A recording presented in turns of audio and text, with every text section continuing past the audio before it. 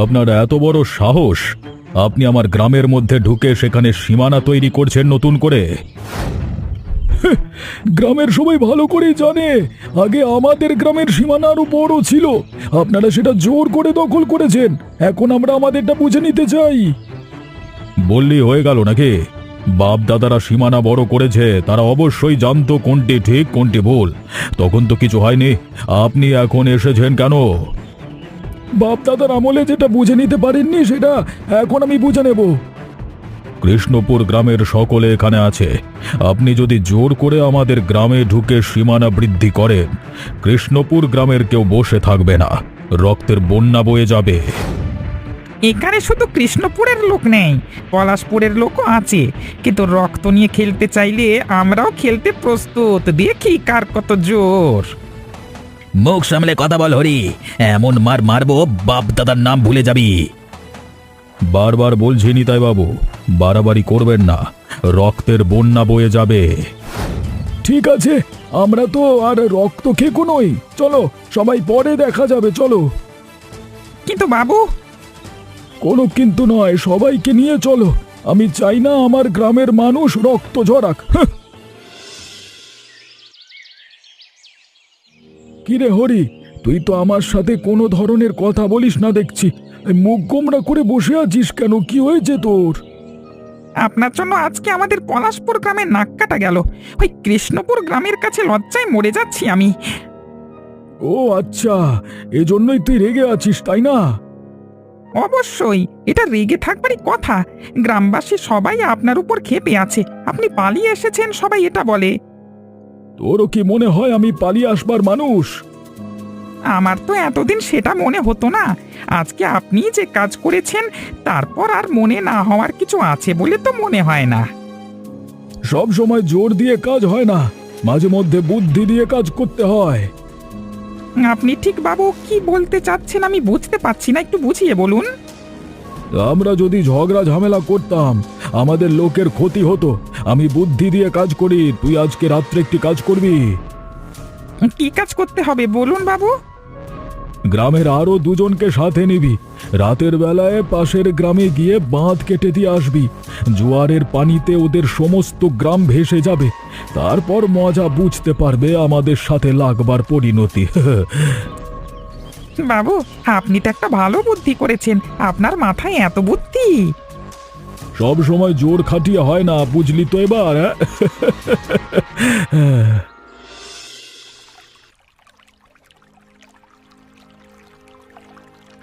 জমির সমস্ত ফসল নষ্ট হয়ে গেছে। নদীর নোনা জল ঢুকে আমাদের বাঁধ ভাঙবার কথা না। কিভাবে কি হলো বাবু? কিভাবে কি হলো আমি নিজেও তো বুঝতে পারছি না। তোমাদের দুঃখ আমি বুঝতে পারছি। আমি তো আর তোমাদের ছেড়ে যাচ্ছি না। তোমরা কোনো চিন্তা করো না, আমি কিছু একটা ব্যবস্থা করছি। আপনি যত দ্রুত সম্ভব কিছু একটা ব্যবস্থা করুন।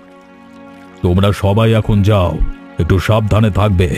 কারোর কোনো সমস্যা হলে আমার কাছে এসো। এমন কাজ কে করেছে সেটা কি বুঝতে এখনো বাকি রয়েছে আপনার?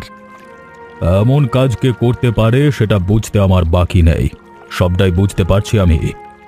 তাহলে গ্রামবাসীদের কাছে বলা উচিত ছিল, সবাই গিয়ে হামলা করতাম। আগে ওরা যেটা করেছে সেটার সমান সমান করতে হবে। আমাদের সময় মতো করা যাবে। আজকে রাতে যেভাবেই হোক ওদের গ্রামের বাঁধ কেটে দিবি। তা নিয়ে আপনার কোনো চিন্তা করতে হবে না, আমি কাজ ঠিকঠাক মতোই করে দেব। না না না না, ওই কৃষ্ণপুর গ্রামের মানুষদেরকে এবার আর কোনোভাবেই ক্ষমা করা যাবে না। আমাদের সব কিছু ধূলিসাৎ করে দিয়েছে। বাবু, ভয় পাবেন না, আমরা সবাই আপনার সাথে আছি। গ্রামবাসী আপনার সাথে আছে। আছো তো তোমরা? দেখলেন তো বাবু, সবাই আপনার সাথে আছে। বসে থাকবেন না, চলুন আজকে একটা দফা রফা করতে হবে। আমি তো ঘুমিয়েছিলাম, হঠাৎ করে দেখি পানিতে শরীর ভিজে যাচ্ছে। কিছু বুঝে ওঠার আগেই চারিদিকে দেখি পানি। আমি বৃদ্ধ মানুষ, আর একটু হলে ঘরের নিচে চাপা পড়ে যেতাম। অনেক সহ্য করেছি, আর না। চলো সবাই, আজকে ওদেরকে দেখে নেব। আজকে আর ছাড় নেই কাউকে। আমি কোনো রক্তারক্তি চাইছিলাম না, সেজন্য শান্তিতে থেকেছি, কিন্তু তোমরা সেটা হতে দাওনি। আমরা কিছু করিনি, আপনারাই প্রথম আমাদের গ্রামের বাঁধ ভেঙে দিয়েছিলেন। আমরা কারোর বাঁধ ভাঙিনি। শুধু শুধু দোষারোপ করলে আজকে কিন্তু পলাশপুর গ্রামে মানে মানে বসে থাকতে আসেনি, রক্ত মাথায় চড়ে গেছে। ছোট মুখে বড় কথা মানায় না রে। দুদিন আগেও তো পালিয়ে গেলি, আজকে আবার বড় বড় কথা। আচ্ছা ঠিক আছে, তাহলে দেখা যাক তুই কত শক্তিশালী। তোর এত বড় সাহস, তারা তোকে মজা দেখাচ্ছি। কেন যেদিকে হাসপাতালে ভর্তি নিয়েছে কে জানে, পরে দেখা যাবে গ্রামের হাসপাতালের টাকাটাও পরিশোধ করতে পারিনি। দেখেছো বুড়িমা, দেখেছো এখানে এসে এদের শান্তিতে ঝগড়াই চলছে। হ্যাঁ, আমরা নাকি হাসপাতালে টাকা দিতে পারবো না। তোরা যদি হাসপাতালে টাকা দিতে না পারিস, আমরা আর উল্টোটা তোদের দিয়ে দেব। হাসপাতালে টাকা কোত্থেকে দেব? তোমাদের জন্যই তো এই অবস্থা হয়েছে। হাঁস, মুরগি, গরু, ছাগল সবকিছু মরে গেছে। এত কষ্ট করে ফসল ফলিয়েছি, সবকিছু নষ্ট হয়ে গেছে এদের জন্য। ও আচ্ছা, সব দোষ আমাদের, তোদের কোনো দোষ নেই। তোরা যে আমাদের সবকিছু নষ্ট করে দিলি তার কি হবে? সেটার কি হবে? বুড়িমা বললো সেজন্য ছেড়ে দিলাম, না হলে খবর ছিল। হ্যাঁ, মারা গেলেই তো ভালো হতো, মানুষজন কমতো, মারামারিও তো আর হতো না। চুপ করবি কি? এখানে বসেও মারামারি লাগাবি? ডাক্তার কিন্তু বের করে দেবে, তারপর চিকিৎসা হবে না। তোমার কি সমস্যা হয়েছে কিছুই তো বললে না। হঠাৎ করে শহর থেকে চলে আসলে, আমাকে জানালে না। এটা আবার কেমন কথা বলছো তুমি বাবা? আমার বাড়িতে আসবো সেটা আবার জানিয়ে আসতে হবে? আমি আবার সেটা কখন বললাম তোমাকে? আমি বললাম প্রতিবার তো বলে আসো, অনেক সময় আমি নিজে আসতে বললেও আসো না, এবার হঠাৎ। তোমাদের যে অবস্থা আমি দেখতে পাচ্ছি, না আসাই উচিত ছিল। তোমাদের এই অবস্থার জন্যই তো আসি না। এসব তোমার বোঝবার দরকার নেই, তুমি তোমার পড়াশোনা নিয়ে থাকো। মানুষ দিন দিন শিক্ষিত হচ্ছে বাবা, তোমরাও একটু ভালো হওয়ার চেষ্টা করো। এরকম করলে মানুষ কি বলে, এতে তো তোমাদেরই ক্ষতি হচ্ছে। সব মারামারি বন্ধ করে দাও। তোমার জ্ঞান আমার দরকার নেই, তোমার জ্ঞান তুমি অন্য কোথাও গিয়ে দেখাও। তোমাকে না কত করে বলেছি, আমার ব্যাপার নিয়ে তুমি নাক গলাবে না। বাবা, তুমি একটু বোঝবার চেষ্টা করো। এতে করে দু গ্রামেরই ক্ষতি হচ্ছে, তুমি তো গ্রামের ভালো চাও। অবশ্যই আমি গ্রামের ভালো চাই, কিভাবে সেই ভালো আদায় করে নিতে হয় সেটা আমার ভালোভাবে জানা আছে। তোমার জ্ঞানের দরকার নেই, তোমার কথা শোনবার সময় আমার নেই। বাবা, তুমি কিনা শেষ পর্যন্ত আমার সাথেও খারাপ ব্যবহার করছো। তোমাকে বললাম না, এখন আমার মন মেজাজ খারাপ আছে, এখন যাও। আলাদা করে পরিচয় দেওয়ার মতো কিছু নেই। আপনারা সবাই আমাকে ভালো করেই চেনেন, হয়তোবা আপনাদের শত্রু বা প্রতিপক্ষ মনে করেন। আমি কিছু কথা বলবার জন্য আপনাদের কাছে এসেছি। নিশ্চয়ই কোনো জাল আছে। নিতাই বাবু নিশ্চয়ই কোনো ফন্দি করে ছেলেকে পাঠিয়েছে। এর কথা শোনা ঠিক হবে না বাবু। আমি এখানে আছি, আমার উপরে কথা বলা তোর উচিত হবে না রমেশ। চুপ করে থাক, কি বলে ওরা শোনো। অনেকদিন ধরে আপনারা ঝগড়া মারামারি করে আসছেন। সভ্য মানুষ হিসেবে সেটা কোনো মতেই কাম্য না। আমি চাই আপনারা সবকিছু বাদ দিন। আপনাদের গ্রামের হাল দেখেছেন, দুদিন পরে তো না খেয়ে মারা যাবেন। নিজেদের বাঁধ নিজেরা তৈরি করুন, ফসল ফলান, নিজেদের উন্নতি হবে। আপনারা যাদের শত্রুপক্ষ ভাবছেন তারাও কাবু হবে। সবাই ভেবে দেখেন, নিতাই বাবুর ছেলে হলেও সুরেশ কিন্তু ভালো কথা বলেছে। গ্রামে কিন্তু দুদিন বাদে দুর্ভিক্ষ দেখা যাবে। হ্যাঁ হ্যাঁ বাবু, ভেবে দেখা উচিত। আমরা তোমার কথা মানছি, কিন্তু আমাদের উপর যদি কোনো আক্রমণ হয়? আমি তো আছি, কোনো আক্রমণ হলে আগেই জানিয়ে দিতে পারবো। আর আপনারা আগ বাড়িয়ে কিছু না করলে আশা করি আক্রমণ হবে না। আচ্ছা ঠিক আছে, আমরা আগ বাড়িয়ে কিছু করব না, নিজের উন্নতি করবার চেষ্টা করব। তোমার কথা আমরা রাখলাম। আপনাদের যে কি বলে ধন্যবাদ দেব বুঝতে পারছি না। আমাদের গ্রামের লোকেরা আমাদের কথা শোনেনি, আপনারা শুনেছেন, আপনাদেরকে ধন্যবাদ। এখন আমি যাই, পরবর্তীতে আসবো।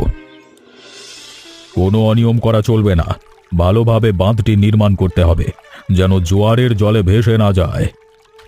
আপনি কোনো চিন্তা করবেন না বাবু, এবারে গ্রামবাসী সবাই একসাথে কাজ করছে, বাঁধ অনেক মজবুত হবে। বাঁধ বাঁধার পাশাপাশি গ্রামবাসী সকলকে বলে দিয়েছি, এক টুকরো জমি যেন অবশিষ্ট না থাকে, সব জায়গায় যেন চাষাবাদ করা হয়। একই সাথে গ্রামের কিছু লোক মিলে এখন থেকে আমরা রাতে বাঁধ পাহারা দেব। কেউ যেন বাঁধের ক্ষতি করতে না পারে সেদিকেও আমাদের লক্ষ্য রাখতে হবে। গ্রামের সবাই যদি এভাবে আমরা একযোগে যে কোনো কাজ করি, তাহলে খুব সহজেই সে কাজে সফলতা আসবে। বাবু, এরপর আমরা গ্রামের সব কাজ একযোগে করব, এতে গ্রামের উন্নতি হবে, আমাদের হবে। আরে হয়েছে হয়েছে, এসব নিয়ে তোকে আর ভাবতে হবে না। এখন যে কাজ করতে এসেছিস সেটা মন দিয়ে কর, আর গ্রামের কিভাবে উন্নতি করা লাগবে সেসব বুদ্ধি আমার মাথায় আছে। বাবু, আপনার সাথে একটা কথা বলবার ছিল।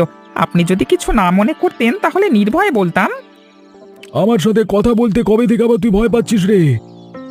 আপনার সাথে কথা বলতে তো ভয় পাই না, যেহেতু আপনার পরিবারের কথা, সেহেতু একটু ভয় তো পেতেই হয়। আমার পরিবারের কথা? আমার পরিবার আবার কে কি করলো বল তো শুনি। ছোটবাবুর ব্যাপারে শুনেছি, ছোটবাবু কৃষ্ণপুর গ্রামে গিয়েছিল। সেখানে সবার সাথে নাকি তিনি আলোচনা করেছেন। গ্রামবাসী অনেকেই কানাঘুষো করছে। আপনার ছেলে হয়ে যদি শত্রুপক্ষের সাথে এভাবে মেলামেশা করে, সেটা তো কেউ ভালো চোখে দেখছে না বাবু।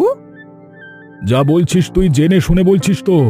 পরে যদি এমন প্রমাণ হয় আমার ছেলে সেখানে যায়নি, তখন কি হবে? মিথ্যে কথা হলে অবশ্যই আমি আপনাকে বলতাম না। যেহেতু আমাদের ছোটবাবুর ব্যাপারে কথা আমি 100% নিশ্চিত।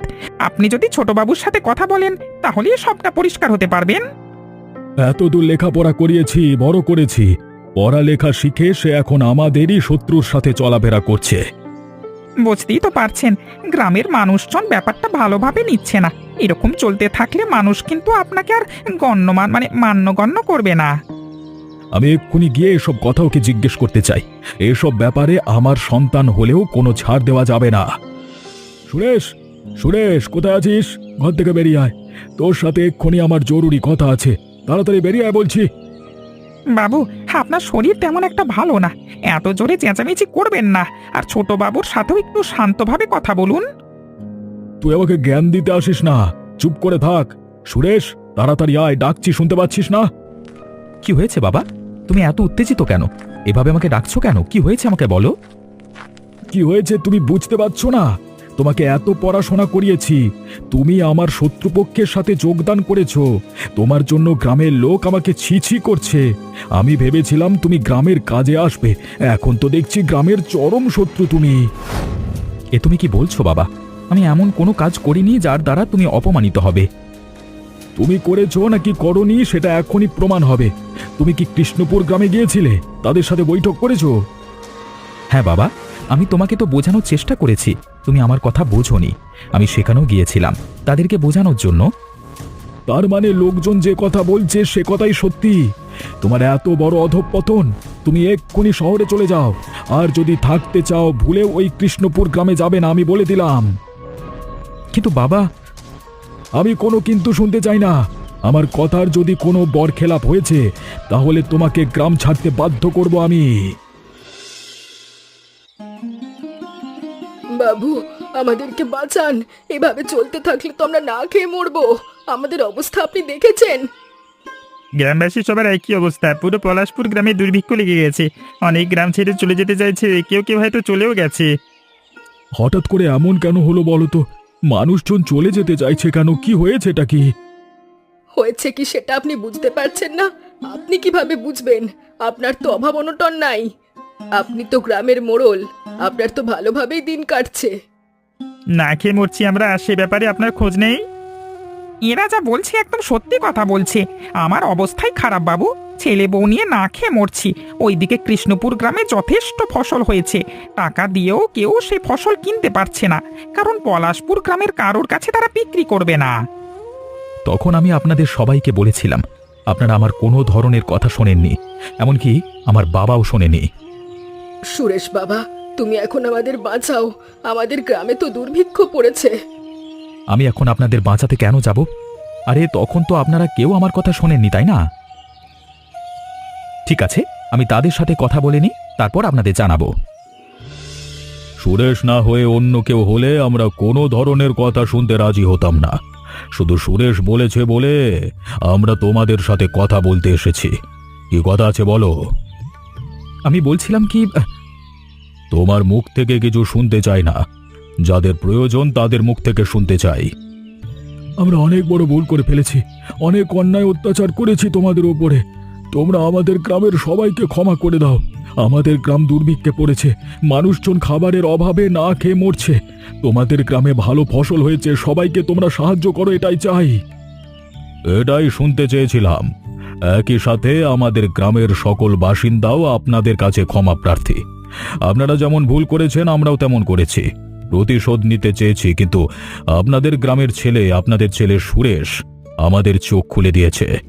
না হলে এখন আমাদেরও আপনাদের মতো অবস্থা হতো। আপনাদের মধ্যে আমি লক্ষ্য করেছি দুই গ্রামের জমি নিয়ে দ্বন্দ্ব হয়। এখন থেকে আমি দুই গ্রামের মধ্যকার সীমানা উঠিয়ে দিলাম। দুটো গ্রাম মিলে একটি গ্রাম হলো। কারোর কোনো আলাদা প্রাচীর থাকবে না এবং এই মধ্যবর্তী স্থানে হাট বাজার হবে। একটা জিনিস দেখলেন তো, দুই গ্রাম মিলে একটি শিক্ষিত ছেলেই সবকিছু পরিবর্তন করে দিল। আমাদের গ্রামের মানুষজন শুনুন, কৃষ্ণপুর তাদের বাঁধ ভেঙে নিয়েছে, চাষাবাদ করেছে। আমরাও আমাদের বাঁধ ভেঙে নেব, চাষাবাদ করব। যতদিন অবধি চাষাবাদ না হবে ততদিন আমরা জিনিস বিক্রি করব। কারোর যদি খারাপ অবস্থা থাকে তাকে ঋণ দেব, সে পরে ফসল ফলিয়ে পরিশোধ করবে। কৃষ্ণপুর গ্রামের মানুষের কাছে আমরা চিরকৃতজ্ঞ থাকব। এখন থেকে সবাই মিলেমিশে থাকবো।